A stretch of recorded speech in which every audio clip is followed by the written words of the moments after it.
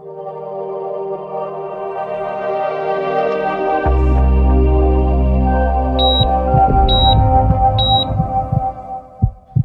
I'll be talking about rotator cuff tears, that is muscle tears around your shoulder.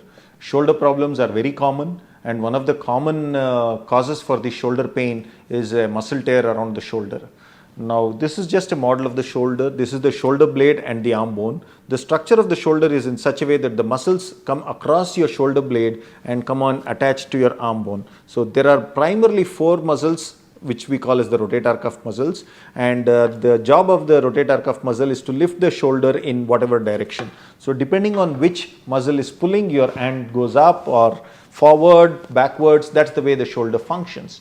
Now sometimes there is tears in these muscles. There are 2 primary causes. Number 1 is injury, any kind of trauma. It could be a fall, it could be trying to lift something very heavy, it could be a road traffic accident.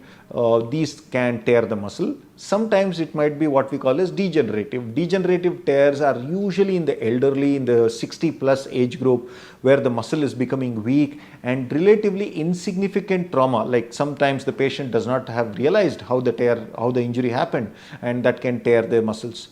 Now the treatment for rotator cuff tears depends on various factors. Number 1, how many muscles are involved? As I said, there are 4 muscles in the rotator cuff, and if more than one muscle is involved, invariably the shoulder function deteriorates very rapidly and ends up needing surgery.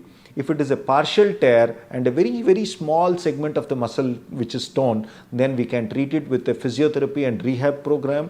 But if there is a significant tear, more than one muscle tear, then it might end up needing surgery.